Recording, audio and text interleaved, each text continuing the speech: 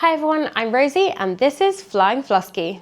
And we can ride, you and me together.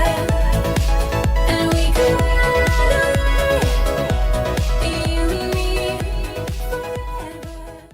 I'm Rosie, I am 5'0" and I'm in my late 30s and I am currently taking Mounjaro and I have a cold. Mounjaro is known as Zepbound in the US, so if you're looking for a Zepbound video, this might be for you as well. Welcome to a slightly different video all about my Mounjaro journey. If you're here to hear about my weight loss, I cannot help you. We don't have any scales, we haven't had any scales, we've been traveling for like 8 or 9 days, so I have no idea how much I weigh. I don't think I've put any weight on. I bought a skirt with me that was I just fit back into, and I still fit into it, so that's good. That's the only thing I can give you. So if you're here for that, I'm afraid I don't want to waste your time. I will see you in the next official update.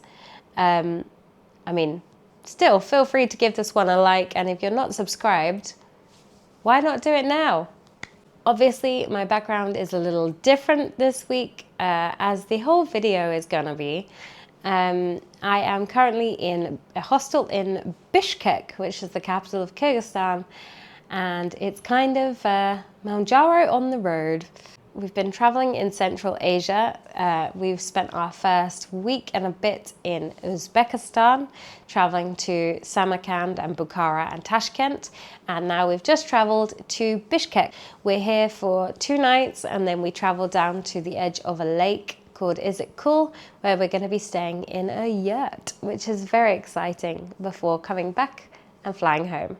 So I just wanted to give you a little update, tell you what's been going on with me while we've been traveling and where I'm at with Mounjaro. I have my Mounjaro with me on this trip. I was going to jab as normal, but then things went a little awry. So the day before we came away, I woke up with a really sore throat. And I thought, okay, well, we'll just kind of take it easy. We won't be rushing around so much and I'll be fine. But over the next week, I should say, I just felt dreadful. We were walking around in 39-degree heat. Yeah, we were taking it slow. We were taking it easy. We were drinking as much water as we could, but it was pretty hard going. And this was compounded, I think, by the fact that on the 5 milligrams, the food suppression or the hunger suppression was so great that I was really struggling to get enough to eat in. I mean, I was prioritizing protein, making sure I was eating lots of meat, and luckily shashlik, which is like grilled meat on a stick, is very popular in Uzbekistan where we were. So that was quite easy, but I just couldn't eat a lot. And also, this might be too much information, but when I have the food suppression really strong, my gag reflex is intense. So taking medicine pills was a struggle, like a real struggle. Like I spat a couple out. I ended up with like red dye all over my fingers from the cold and flu tablets where I'd taken them in and out of my mouth so many times trying to take this medicine. I was thinking, this is too much. This 5 milligrams is too much. If I'm ill, and especially they say, what, starve a fever, but feed a cold. And I couldn't. So I decided not to jab on my Thursday that I would normally. So I thought, you know, I've been doing well on my 2.5, so let's just let it kind of wind itself down a bit to a lower dose. And then I can kind of try and eat properly. And actually, I would say I was still just not hungry. We were still drinking as much water as possible, having our electrolytes, especially in the heat. But it felt like sightseeing through treacle. And I have a travel Instagram, which you may or may not have seen at Flying Flosky. And I realized I just wasn't even taking content because I just didn't feel up to it. Luckily, my very patient Insta husband was doing a good job for me, where I was definitely failing. So up until Monday, as in 4 days after when I would have had my jab, I wasn't hungry. And then yesterday the hunger kicked back in, thank goodness. I had a lovely round of Korean chicken last night, and then I thought, okay, now I need to decide what to do going forward. So I made the decision that today I should take a jab, partly because obviously I'm a few days overdue, and partly because the food that I can get hold of easily isn't particularly healthy.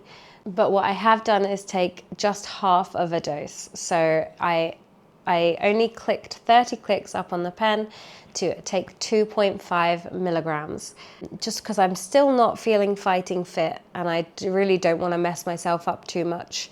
But then I don't want to be going cold turkey, partly because, like I said, I don't want to be eating everything that's bad for me, and partly because I then don't want to be straight back into a 5 milligram pen, which is not going to go well. So I thought I will take my 2.5 now, and then I'm not really sure what's going to happen between now and my next official weigh-in day, whether I have one more jab or whether I let this wind down, see how I'm going. I'm kind of playing it by ear at the moment, which is a bit naughty, but like I said, I've been feeling absolutely dreadful, and I really don't want to put myself in a position where I feel that way again. Obviously, Mounjaro didn't give me a cold. I'm not that silly. I might be that silly. I did Google Mounjaro sore throat the first day. It's just a cold. I just put my hand on the wrong place on the tube, or brushed up against someone, or, breathed the wrong air. It's a city, it'll happen. So that's where I'm at. I have one more needle with me, just in case I do need to do another jab while we're away. We'll see how we go. Speaking of traveling with my Mounjaro, I did look at several options because I knew this was going to be a longer trip. There seemed to be like two main options that people use.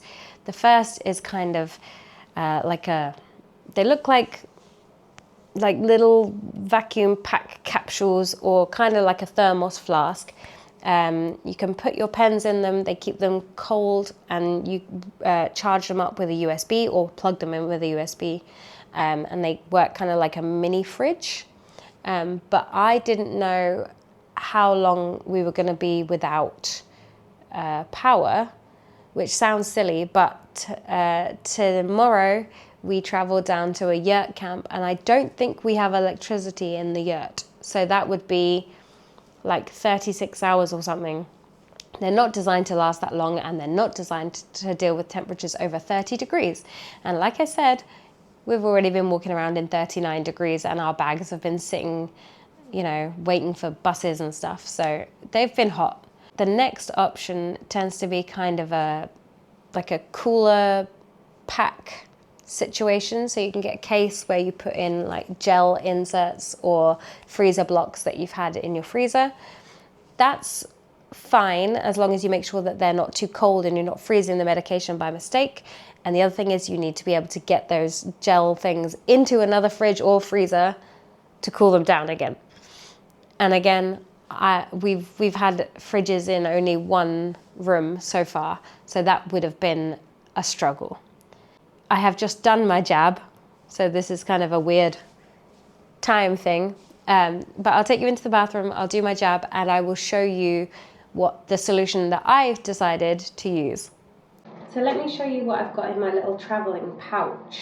The solution I found to keep my Mounjaro cool is something called a Freo pouch. Now it's not going to keep it fridge cool, it's just going to keep it cooler than room temperature. But importantly for this trip, it can deal with temperatures above 30 degrees, and considering every day it's been 34, 35, up to like almost 40 degrees, I thought that was very important. It also doesn't require being plugged in or re-cooled like externally. It comes with an external cover and then this internal insert.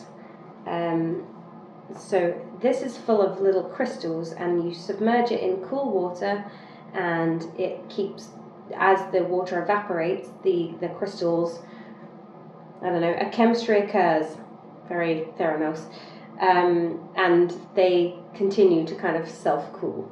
So all you have to do is every few days resubmerge it in water, and the chemical reactions keep going, which I think is very, very smart and great for long-term travel.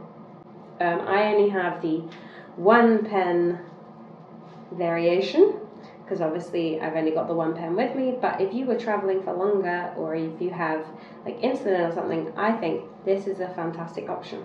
So in the pouch I've got this, a couple of needle caps, oh, and of course my alcohol wipes to make sure that the red little bit of rubber is sterile. And then I brought the box with me in case they wanted to see my prescription at security. I just put this all out separately in the pouch as it went through security, and they didn't even look at it. So that was nice and easy. What I don't have is my sharps box, because my sharps box is huge. So my plan is to, when I take this off the pen after the jab, is to put a little tissue on the end and then seal it up with like a plaster or a band-aid, just so I know that that's used and it goes back in the pouch, and when I get home I'll put it in my sharps box. So I've just had a shower. We've been traveling in quite a dusty environment, so I thought best to be nice and clean. I'm just going to re-wash my hands. So to touch, this is kind of like it's been in a cool room. So I mean, you can have your medicine out of the fridge for 30 days at room temperature, and this is just kept at a safe room temperature. So like I said, not fridge cold, but enough to do a 2-week trip safely. Or a 4-week trip safely, I guess. Like I said, it's been almost 2 weeks since I've done this, so the nerves are stronger this week. Ooh. Now, someone said that if you're going to microdose, it would be a good idea to put a little pen mark when you've counted the 30 clicks once, so that you don't have to keep going over and over every time. But I realised, oh wait, I do have a pen. I'll be back. Alright, pop some music on. It's jab time. I'm going to sit down. I'll be back. Well, I don't know why sitting down helps, but it definitely helps. So that goes back in its little pouch, because we're still away for another 5 days, in the waterproof cover. The only thing with these, actually, while I'm here, is you shouldn't put them in anything airtight. So don't put them in the fridge, don't put them in a Ziploc bag or anything like that, Tupperware, because then the air can't help the water evaporate, and the cooling doesn't work. So if you are considering getting one of these, good to know. As I mentioned, I don't want anyone to get pricked by this, so I'm going to just pop a little amount of tissue right across it, and then I'm going to stick that all together. I don't know. It's the best I can do, right? Welcome back to my bed. So there we go. That's where we're at. So I've decided that my next official weigh-in will be the 19th of June. Obviously I've got a few days of travel still, and then you've got a couple of days of oh my gosh, I've put on so much weight because of the flight. And then I can give you a proper update video, and that will have the before and progress photos, measurements, and obviously how my weight's doing. If you have made it this far into the video, I really want to say thank you for watching. I know this is not my normal kind of Mounjaro update, but I mean, you probably didn't find it that helpful. It was just me moaning about being ill. But I'm really happy that you care, to be honest. I did spend a while replying to comments when we were at the airport. Before then, I apologise. It took me a while to get back to everyone because I just felt rubbish. And I didn't quite have the mental capacity to do it. But hopefully I got round to everyone, and I really loved reading all your comments, hearing about your journeys or what you think about mine. As I said, moving forward, I don't really know what I'm going to be doing with my jabs. There will be jabs, I know that much, because so far I'm loving the Mounjaro life. I just don't know now how they'll be spread, and if I'm going to go back up to 5 or whether I'm going to be microdosing, because 2.5 does seem to do okay for me. We'll see. Now I've had a dose of 5, whether my body doesn't think it's enough. Again, I'm just going to continue with this experiment of 1, and I hope you enjoy finding out how it goes with me. On that, I'm going to say, whatever you're up to, keep up the good work.